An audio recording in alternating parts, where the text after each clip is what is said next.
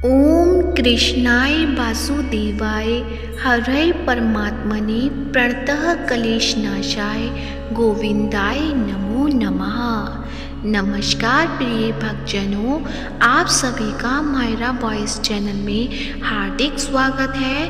आप सभी को मायरा वॉइस चैनल की तरफ से माघ मास की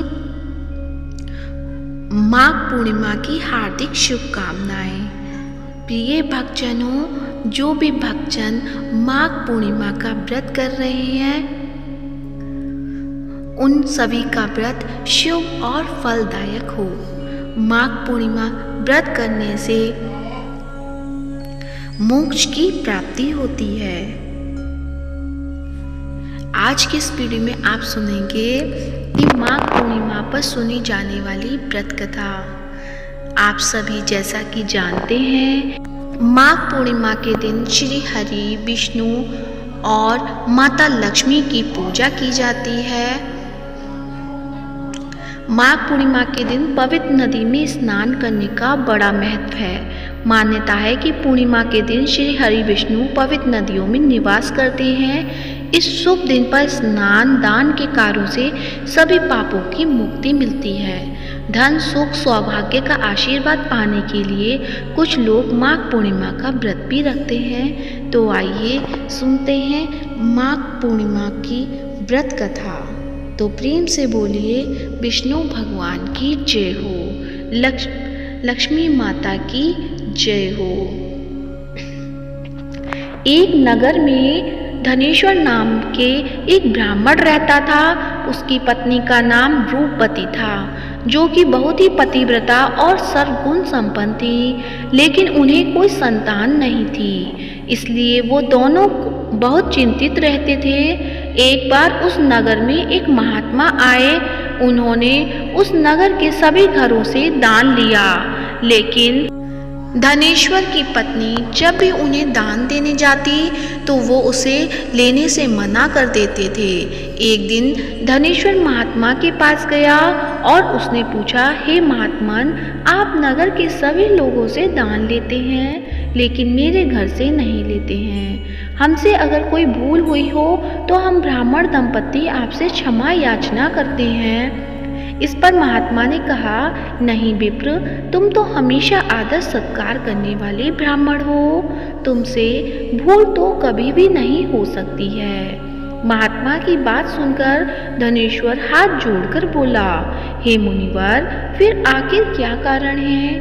कृपया हमें उससे अवगत कराएं। इस पर महात्मा बोले कि हे विप्र, तुम्हारे कोई संतान नहीं है। जो दंपति निसंतान हो उससे हाथ से भिक्षा कैसे ग्रहण कर सकता हूँ? तुम्हारे द्वारा दिया गया दान लेने के कारण मेरा पतन हो जाएगा।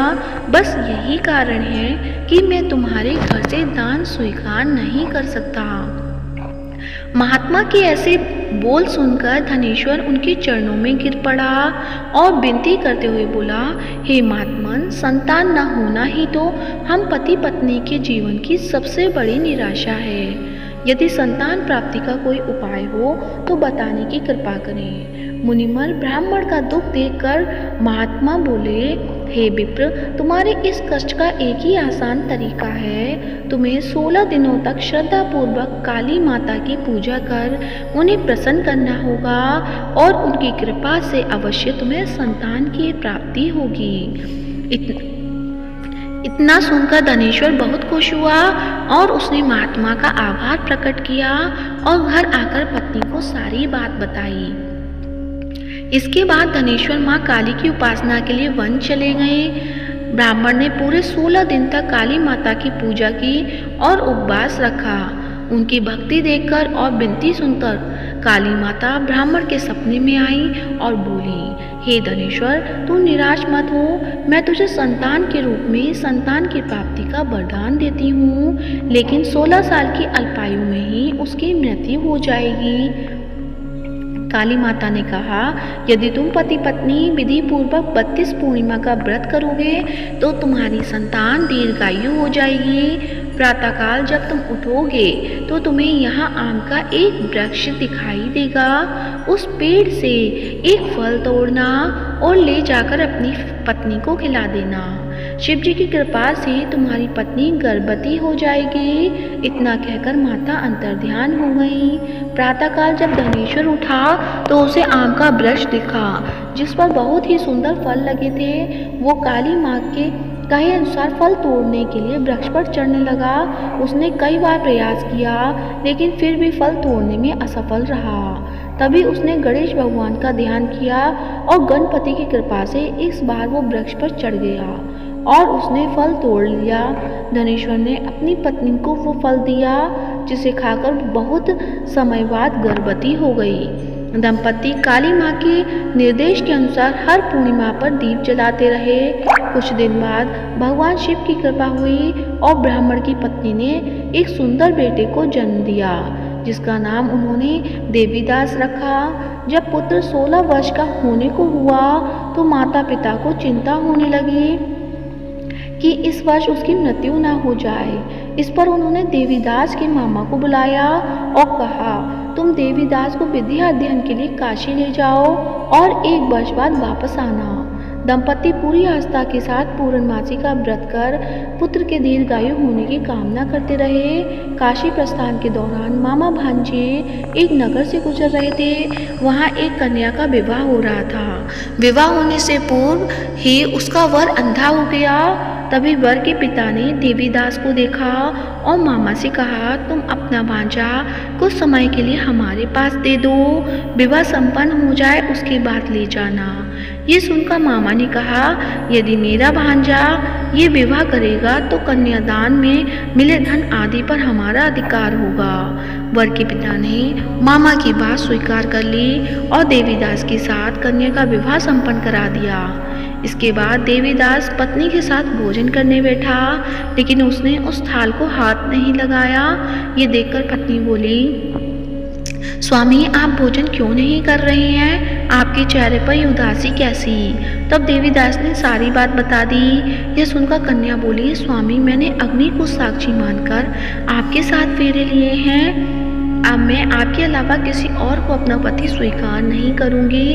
पत्नी की बात सुनकर देवीदास ने कहा, ऐसा मत कहो, मैं अल्पायु हूँ। कुछ ही दिनों में 16 वर्ष की आयु होते ही मेरी मृत्यु हो जाएगी। इस पर उसकी पत्नी ने कहा, स्वामी जो भी मेरे भाग्य में लिखा होगा वो उसे स्वीकार है। देवीदास ने उसे समझाने की बहुत कोशिश की लेकिन जब वो नहीं मानी तो देवीदास ने उसे एक अंगूठी दी और कहा, मैं काशी जा रहा हूँ लेकिन तुम मेरा हाल जानने के लिए एक पुष्प वाटिका तैयार करो। उसमें भांति भांति के पुष्प लगाओ और उन्हें जल से सींचती रहो।